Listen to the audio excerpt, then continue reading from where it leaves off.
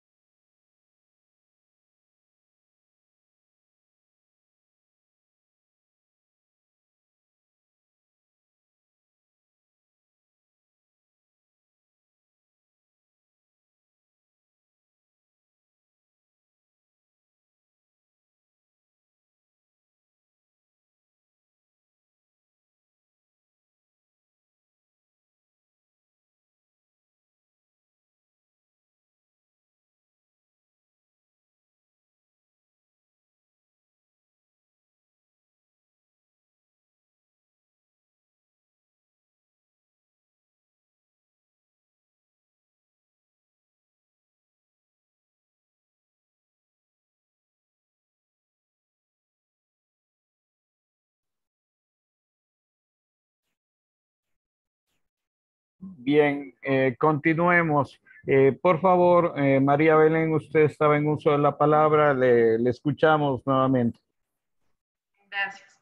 Sí, bueno, lo que estaba diciendo es que si bien es cierto, la tecnología aporta herramientas que también ayudan al argumento, pero bueno, muchas de las veces que sacamos teniendo un gran altavoz para que se escuche nuestra voz y no tenemos nada que decir.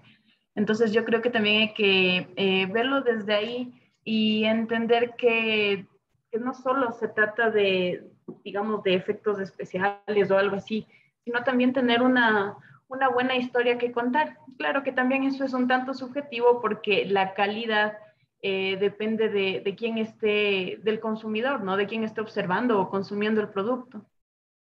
Entonces, yo creo que va de eso, de fortalecer las historias, los argumentos.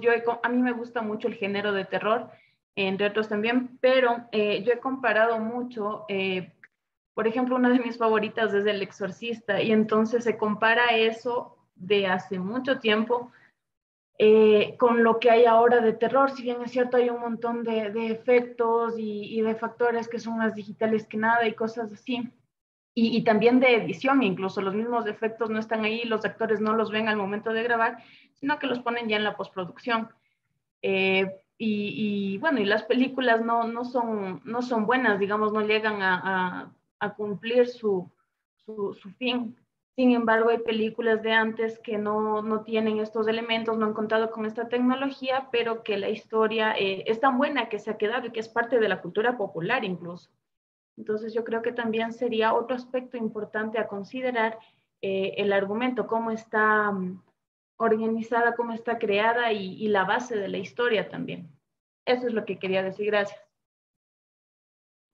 Gracias, María Belén. Sí, efectivamente, me hace acuerdo, usted que dice ahora que le gustan las películas de terror, la primera Nosferatu, la película alemana, Nosferatu el vampiro, ¿no? Que no tenía casi muchos efectos especiales, pero sin embargo su historias, las actuaciones son realmente maravillosas que logran eso, crear suspenso, crear misterio, ¿no?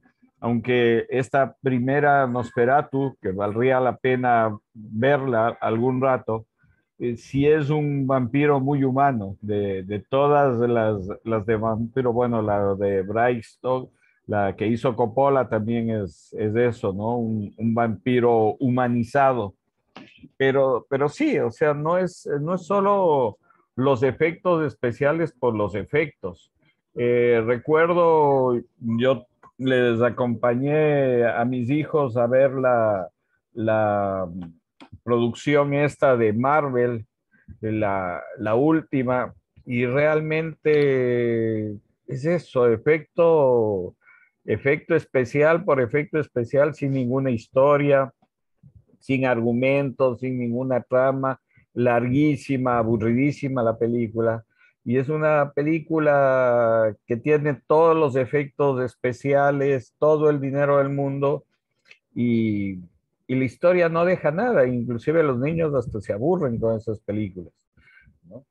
Y volviendo a nuestro tema, nuestra realidad, ¿cómo nosotros trabajamos o cómo nosotros podemos también enmarcarnos justamente en esto, en hacer un cine o plataformas en donde se pueda ver cine ecuatoriano? En Ecuador, por ejemplo, han desarrollado algunas iniciativas, ¿no? Hay, por ejemplo, esta Cholo Films, hay Cine EC, hay algunas plataformas que tratan eso, de convertirse en plataformas de cine digital. Pero el problema que veo es que no son plataformas masivas porque el costo de estas plataformas, por ejemplo, para ver una película es como $4 o la suscripción creo que es como unos $20 mensuales. Entonces, son todavía costos elevados, digamos, para determinadas personas que no permiten que sea realmente un cine masivo, que no permiten que podamos disfrutar o disfrutar toda la población.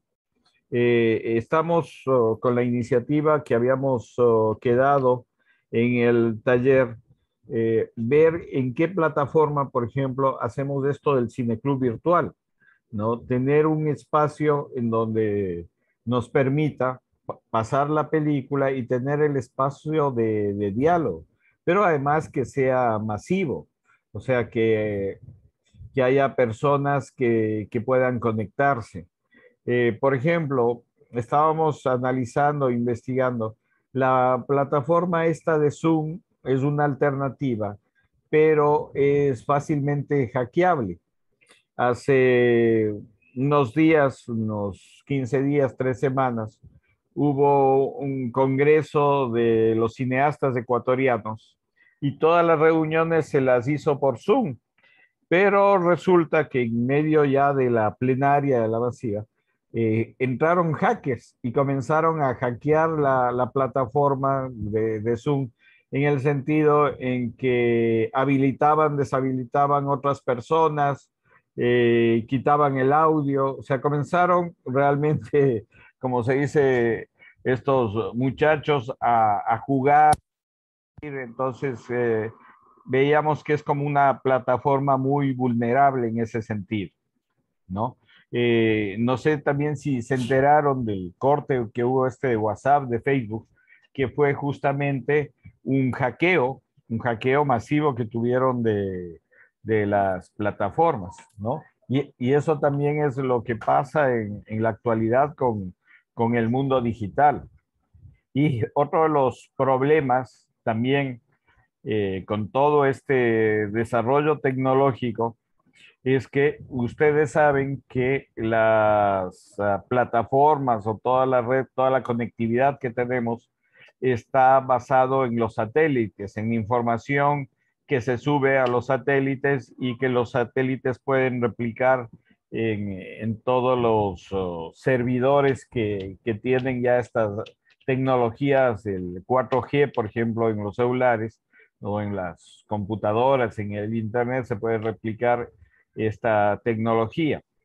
Pero hace, no recuerdo bien la fecha exactamente, hace unos 10, 15 años, hubo una lluvia cósmica alrededor de los satélites, alrededor de la Tierra, y esto hizo que se desviaran o se desalinearan los satélites.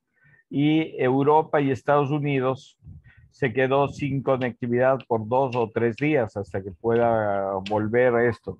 Entonces, ojo también con la tecnología, que muchas veces es como cuando en nuestros hogares ya dependemos tanto de la luz eléctrica, todos nuestros aparatos, computador, celulares, dependemos tanto de la luz eléctrica, inclusive cocinas eléctricas, todo, que algún rato pensábamos con algunos amigos, ¿qué tal si desarrollamos un corto, hacemos una película en donde la gente se quede sin electricidad y cómo nos tocaría volver a los orígenes, como a nuestros abuelos, a cocina de leña, un montón de cosas que un poco nos vamos olvidando, ¿no? Por este desarrollo tecnológico, ¿no?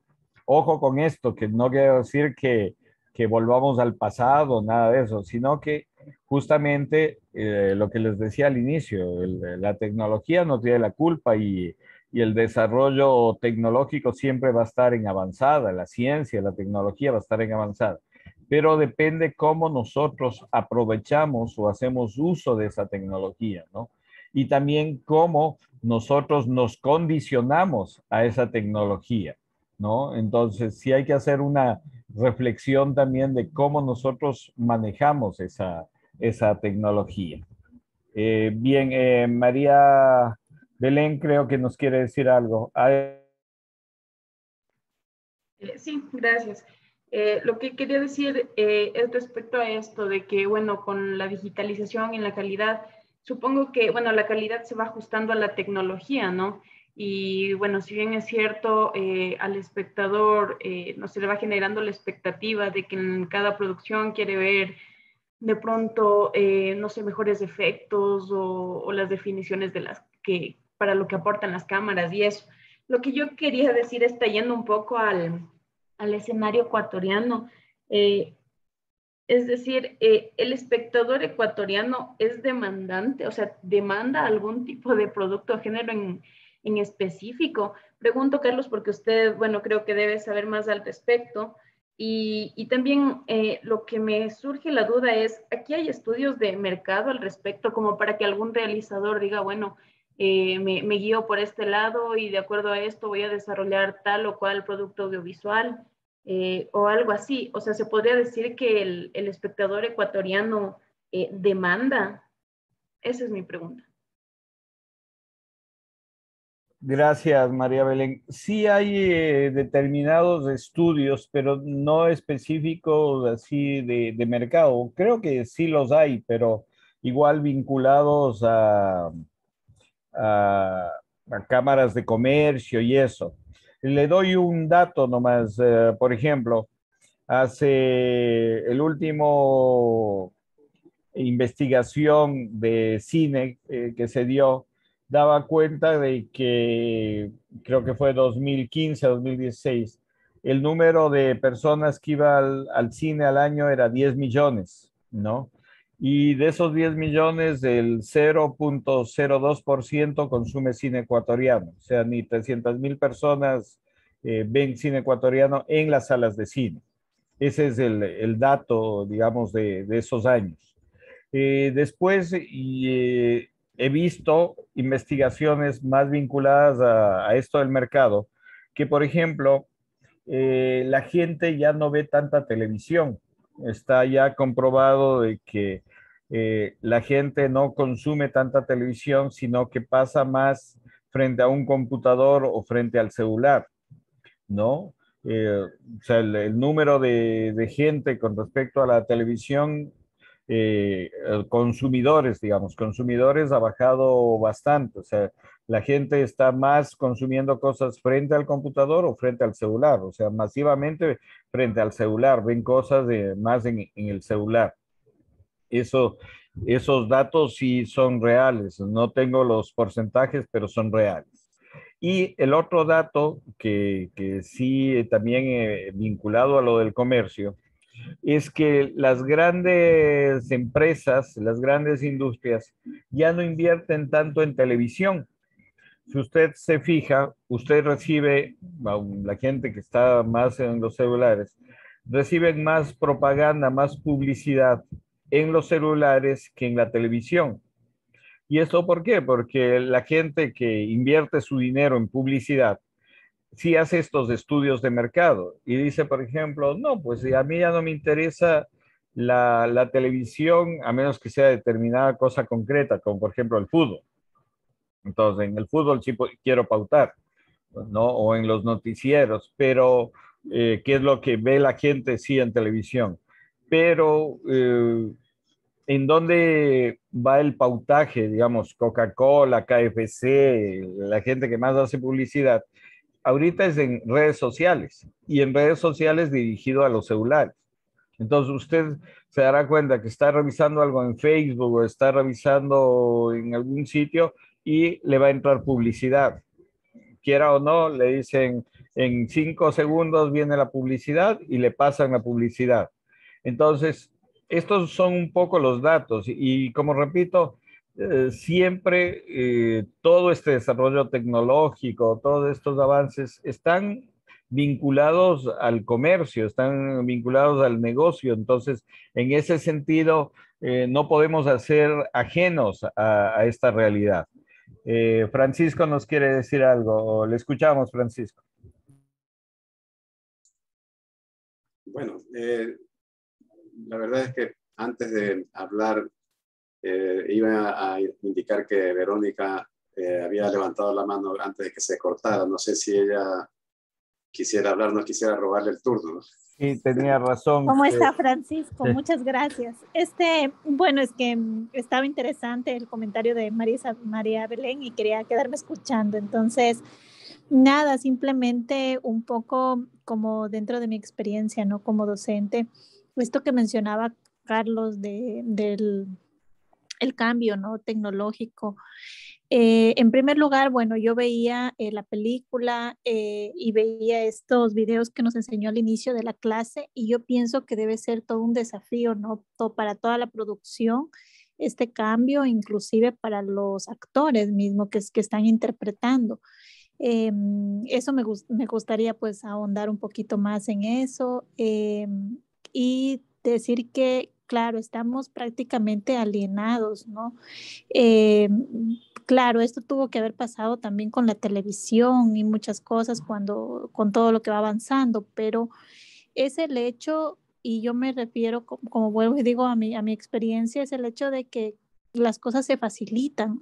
Por ejemplo, como artista, yo sí, cuando pintaba, ¿no? Antes era como qué pereza lavar los pinceles o tener que cuidarlos tanto y todo eso. Y ahora con la pintura digital presenta también su desafío, pero sí es más fácil como tomar el color, borrar y listo, y ya no tengo que arreglar mi escritorio.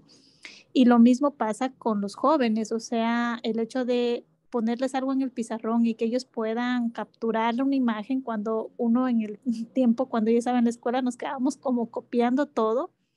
Entonces, sí, es más fácil, pero, o sea, yo no veo mal que utilicen la tecnología, es el hecho de que se quedan hasta ahí, o sea, ya no pretenden ir más allá y yo creo que es por esa situación de la alienación, ¿no? Que es lo que buscan las grandes industrias. Eso nomás.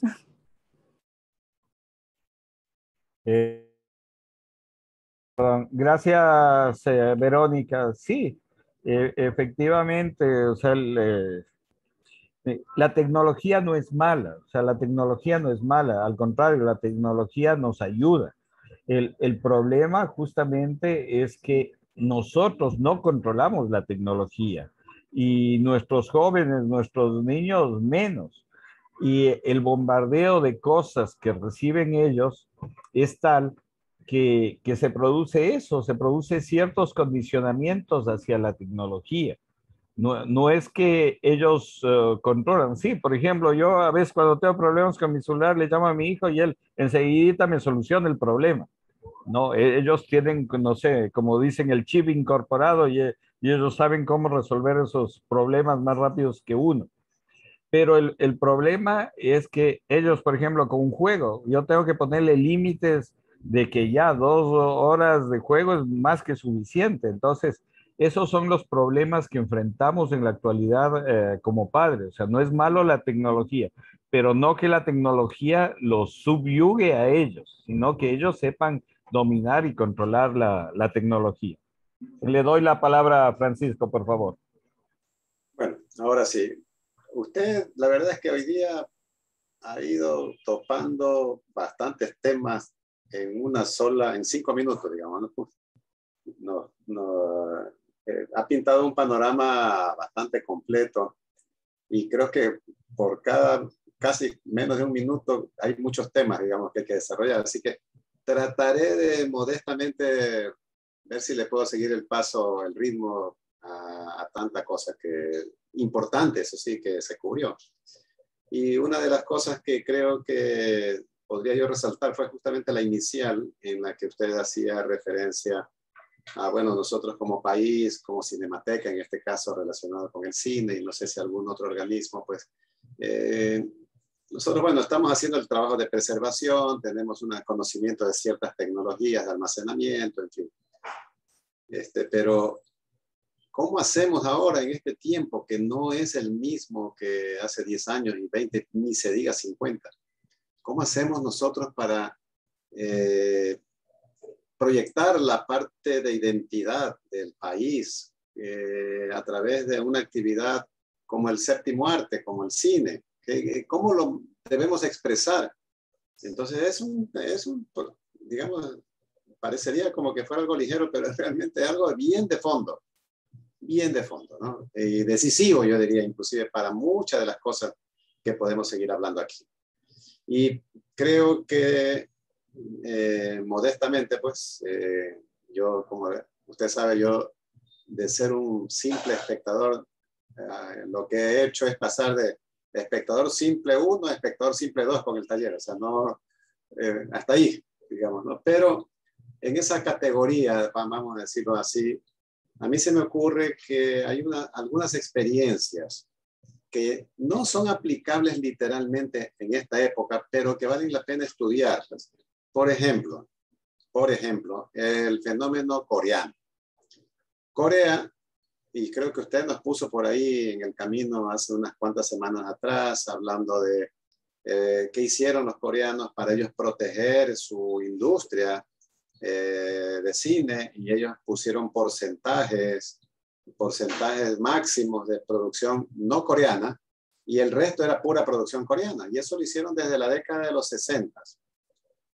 Recibieron presiones de Estados Unidos para que no exista una limitación, y ellos se resistieron y lo mantuvieron, hasta que finalmente creo que en la década de los, no sé, 80, 90, ellos ya vieron que habían creado lo que querían crear culturalmente en su población, un sentido de identidad que pudieron abrir la puerta, y el resultado era justamente el deseado. Esto es de que por más que usted diga aquí están todo el mundo queriendo venir aquí a proyectar cine, el público coreano ya estaba formado para utilizar, consumir, disfrutar del cine coreano. Antes de eso no, antes venía cualquier película de afuera y era muy superior en audiencia, en gusto del público coreano. Y los pobres realizadores coreanos, pues ahí en el rincón, viéndolos muy poco. Un fenómeno que hoy se ha visto en las últimas mínimo 2 décadas, se ha visto en los sacrificados realizadores ecuatorianos.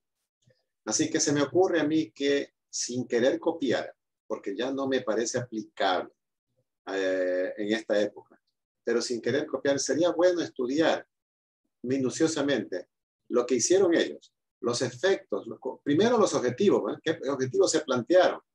y entonces ver si sobre eso nosotros podemos hacer alguna adaptación doble.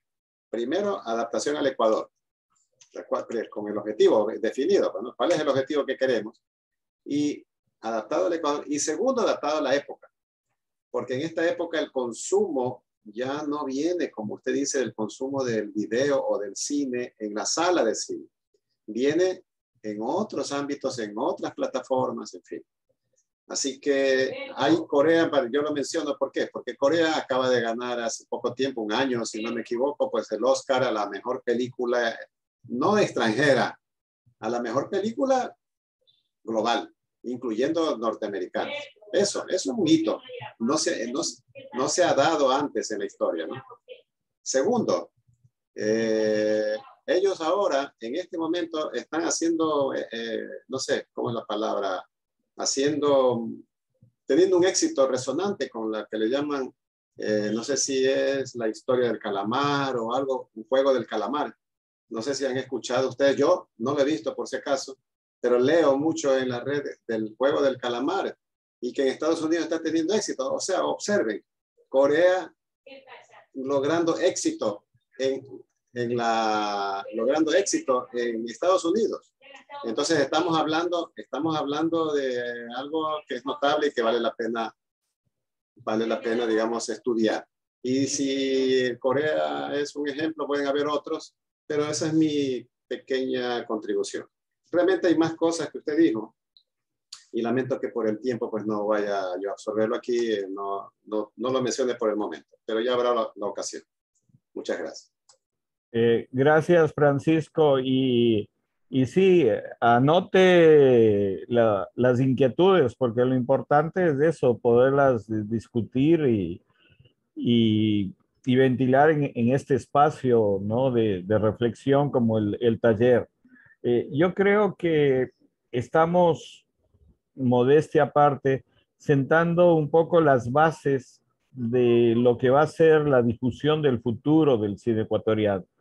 Todas estas reflexiones que nosotros estamos teniendo en el taller nos van a permitir en un futuro justamente eso, porque la Cinemateca también estamos pensando, a ver, tenemos la sala de cine, tenemos el YouTube, pero no es solo eso, no es solo esos espacios, ¿no? Donde se tiene que difundir. Justamente yo creo que tenemos que dar un paso mucho más allá. Son otros, como usted lo decía, Francisco, son otros los mecanismos y las experiencias mundiales que tenemos que reflexionar y aplicar a nuestro país para realmente cambiar nuestra cultura audiovisual y también cambiar nuestra cultura de consumo.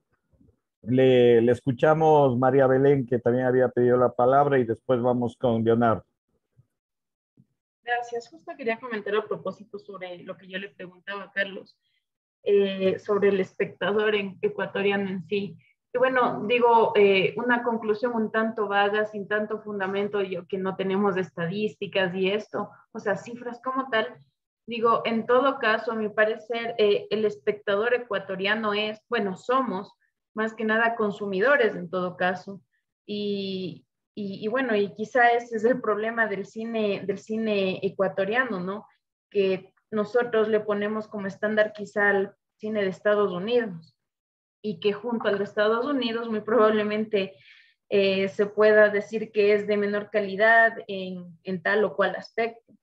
Entonces yo digo, pensaba que en todo caso, si ese es el problema, el espectador, el consumidor, sería un eje muy importante desarrollar ese ahí en cuanto a formación de espectadores. De esa forma contribuir al cine ecuatoriano. O sea, justamente con estos espacios que están implementando. Y pienso que, bueno, de esa forma se forma el espectador y, por supuesto, el futuro realizador también. Y sobre todo enseñar que no está, digamos, centralizado el desarrollo del cine, del audiovisual, solo para ciertas personas o para ciertos estratos. Y no quiero desmerecer para nada la academia, sino que pienso que también a veces se puede realizar productos de calidad con personas que quizá nunca fueron a un aula de clases o se sentaron, sino que más bien fueron espectadores, les gusta el cine y de una forma empírica quieren realizarlo y enseñarles que eso también es importante y que es muy válido. Entonces, pienso que ese sería el eje que podríamos nosotros también contribuir a realizar, formar espectadores. Eso es, gracias. Gracias, María Belén. Sí, justamente ese es el objetivo, la educación de públicos. Ese es un poco el objetivo final de todo esto, ¿no? De todo este trabajo, la educación de públicos, y estamos justamente trabajando en eso. Y algo que usted dijo de gente que no pasa por la academia y hace cine, Tarantino.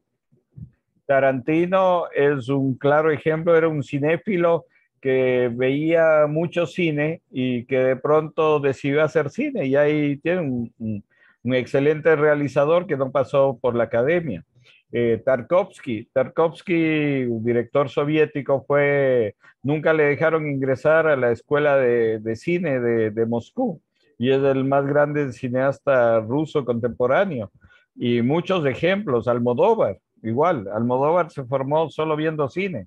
Entonces, hay muchos ejemplos así de realizadores que no han pasado por la academia, pero que son grandes cineastas. Vamos con Leonardo, por favor. Sí, fíjate, un poco para complementar lo que decía el amigo Francisco.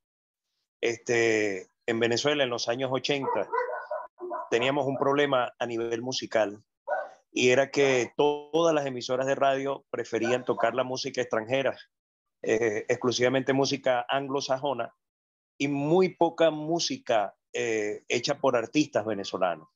Y para los años 80, 83 aproximadamente, se promulga una ley donde obligaron a las radioemisoras y a las televisoras colocar obligatoriamente producción nacional. Eso tuvo una reacción bastante fuerte por parte de las emisoras y de las televisoras, pero en vista de que el gobierno no flexionó, sino que les exigió, si no multaba, ellos comenzaron a buscar la producción nacional. Y sorpresa, los años 80 para la música venezolana a nivel mundial fue una época de oro, porque ocurrió un fenómeno jamás que no se ha vuelto a repetir, sino solamente en esa época de los 80. Y de esa década de los 80 es cuando salen artistas de la talla de Giordano, artistas de la talla de Ricardo Montaner, artistas de la talla de Ilan Chester, artistas de la talla de Adrenalina Caribe, Crece, Oscar de León, en fin, una playa de artistas venezolanos que se regaron por el mundo y que yo al llegar aquí a Ecuador me da mucha gracia y me llena de orgullo escucharlos aquí en Ecuador, tanto como los escuchaba allá en Venezuela, ¿no? Y algo similar sucedió en el principio del gobierno de Hugo Chávez Frías, que la producción de cine nacional, que venía de un pico bastante alto y de una trayectoria bastante reconocida del cine venezolano a nivel latinoamericano y a nivel europeo, tuvieron un bajón enorme y la producción nacional de cine se vino al piso. Y entonces, primero crearon una base legal para la producción de cine nacional y el gobierno apoyó en crear algo que se llamó la Villa del Cine. Y en un principio eso tuvo un impacto impresionante. Comenzaron a surgir unas películas venezolanas de talla internacional que comenzaron a ganar premios en distintos festivales a nivel internacional. Pero la corrupción, como siempre, echó por tierra todo ese gran trabajo que se venía haciendo. Se venían produciendo películas en escala. El número de películas creció en un 300% de estrenos anuales. Se obligaba a las salas de cine en presentar películas y darle espacio a películas venezolanas. Y tuvo su efecto positivo, pero la corrupción del país, pues por supuesto, no sé si ya acabaría con la Villa del Cine, pero ya la Villa del Cine no se escucha al sol de hoy, pero sí dejó una estela de películas que ganaron premios internacionales y películas de muy, pero de muy buena calidad. Así que son dos ejemplos que son similares a lo que sucedió en Japón y que sucedieron en Venezuela antes que en Japón y que quizás esos ejemplos los tomó Venezuela de alguna experiencia de algún otro país del mundo y que en cualquier país que el gobierno cree el basamento legal y después cree las condiciones para que se puedan dar, pues creo que pudieran también levantar el cine ecuatoriano con una proyección enorme. Gracias. Gracias, Leonardo. Sí, efectivamente, yo conozco la Villa del Cine y se comenzaron a hacer muy buenas producciones, ¿no? Y sí, efectivamente, o sea, no es solo un problema de voluntad, de educación, es un problema también de decisión política. Todo esto que venimos hablando, venimos discutiendo, tiene que también llegar a las autoridades, ¿no? Para que se den cuenta de la importancia de esto. Lamentablemente, en el gobierno anterior de Moreno, se, se acabó con el Instituto de Cine, fusionaron con este Instituto de Artes, entonces realmente todo lo que se había avanzado con la ley de cine, el Consejo Nacional de Cine, el Instituto de Cine, se echó por la borda por culpa también de las autoridades que trataron de fusionar con este Instituto de Artes en uno solo. Y ese es también uno de los problemas que actualmente tiene el cine ecuatoriano.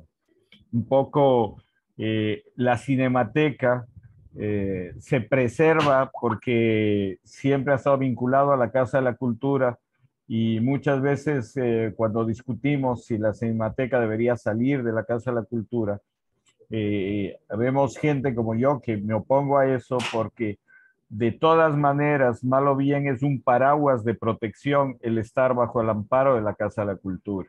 No, la Casa de la Cultura, a pesar de que ya no tiene autonomía porque depende del Ministerio de Cultura, pero yo creo que a nivel del Ecuador, a nivel nacional, la Casa de la Cultura sí se ha ganado su espacio y su respeto en la actividad cultural como para que ciertas instituciones como la Cinemateca no desaparezcan, ¿no? Eso les quería comentar. Si no hay ninguna otra pregunta, ningún otro comentario, agradecerles por su participación. Y yo el día de mañana les mandaré la tarea que, bueno, ya les anticipo que va a ser como hicimos al culminar, con esta clase terminamos la segunda etapa del taller.